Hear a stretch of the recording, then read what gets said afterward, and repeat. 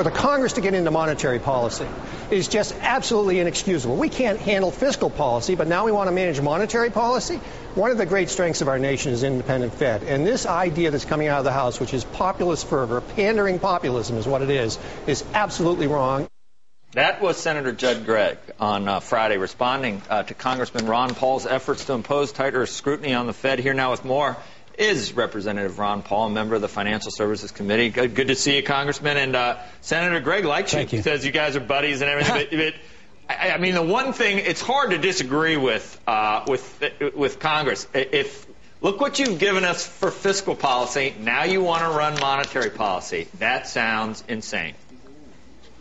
Well, that isn't the purpose of the amendment. It had nothing to do with running monetary policy. It was trying to find out what the Fed's been doing and how they've been spending the money and who benefits. But if you wanted to be a strict constitutionalist, there's a lot more defense of the Congress being involved with defending the value of the currency rather than delivering this responsibility over to the Fed.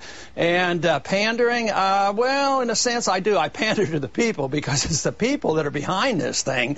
I mean, 75% of the people right now want an audit because of the pressure of the people on the Congress. We have 313 members of Congress that have co-signed this legislation. Even during the debate last week, we had 4 new people sign on at the last minute, realizing that this is very, very important and that people deserve to know what's going on, how they spend the money, what assets they buy, how much they pay. Are they paying market rates? Are they buying up illiquid assets that aren't worth anything and dumping them on the taxpayer through the creation of new money? So I would say that the momentum is on the side of the people. It's against secrecy. The Federal Reserve, they say they want independence. Every time they say independence, everybody who defends the Fed is that we need independence. What they're talking about is secrecy.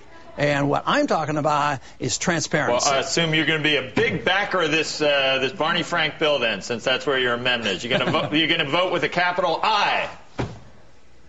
Well, if you look at my record, I don't generally vote for bad stuff in order to hope to get good stuff in. But the process is that this bill had to go on to the major reform package, and that's the way where Barney Frank wanted it to be. But my record doesn't show that I vote for bad things. So you're going to vote. You're going to vote against that bill, even though it has your amendment.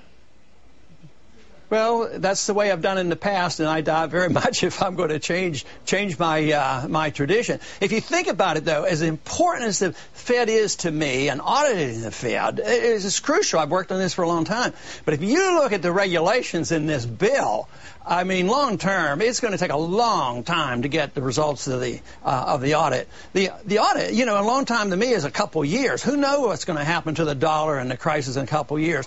And if you get hit, I mean, the financial community gets hit with that regulatory bill, I mean, it's going to be secondary. So I would say that the audit of the Fed can't save us from super regulations. Part of the reason we're in this crisis is not only because we spend too much and borrow too much and print too much, we regulate too much. Every time we have a crisis, we go to, didn't have enough regulation. The Fed creates the problem with all their mischief, and they cause all the imbalances and the malinvestment, encourages the debt. And we say, if we just had regulation to tell the businessman what to do, we're going to save ourselves from ourselves. And you know, this is what we did after Enron. Enron failed, so we passed Sarbanes-Oxley, a horrible bill. 3 of us voted against that bill. Now the business community is complaining about it, you know, and what it did to undermine our businesses. And this is what we're embarked on the same course again.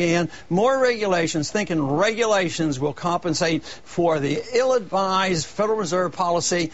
The Federal Reserve, I mean, how can they deserve any credibility? Stable prices? Prices for medical care and education stable? No. Ron prices Paul. Stable in stocks? I mean, it doesn't make any sense. Rick Santelli and also, here. You know, put full employment. Hi, Rick. How you doing? Listen, they cut off Mr. Gregg's next sentence when you heard that piece opening up. His next sentence was, we have to maintain independence, otherwise how's the Fed going to protect the dollar? I almost choked when I heard that. Yeah, well, you ought to. I mean, look at what the dollar's doing. What kind of a record does the Fed have? And, of course, if you look at monetary history, not of the last year or two or a decade or two, or look at monetary history of 6,000 years. Gold is money. Gold measures the value of currencies. And right now, gold is telling us, in spite of the fact that the gold price is rigged by central banks and various entities, gold is telling us, you know, that the dollar is in danger, great danger. And we're in worse shape than we were in the 70s, and it was rather chaotic then. So we're moving into a very, very dangerous era, according to what the gold price is telling us. Congressman, I think you were quoted a while ago in the Wall Street Journal saying that this bill here is a stepping stone to ending the Fed. Is that your intention here?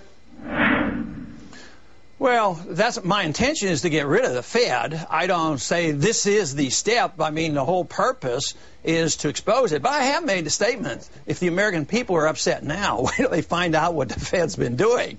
And wait till they destroy the dollar. I won't end the Fed. They're not going to pass a law to manage monetary policy or end the Fed. That's not going to happen. But the Fed's going to self-destruct because they're going to destroy the dollar.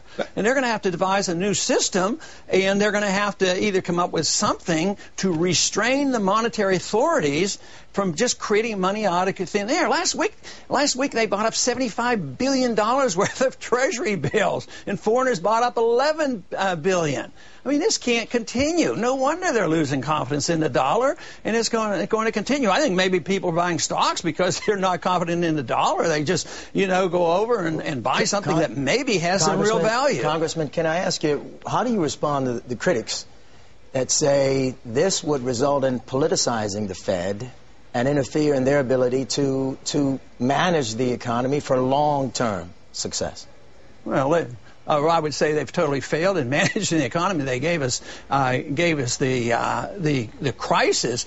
So no, they just want secrecy. And if they talk about politicizing, you know, I put 2 extra paragraphs in there to explicitly say that we're not going to meddle. We don't want to see any information for 180 days.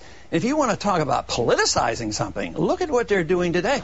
I mean, do you think Goldman Sachs would have any influence on the Federal Reserve and other companies? There's a tremendous. The president always has influence on the Fed because he reappoints, you know, the chairman. But Congressman, and now we don't know.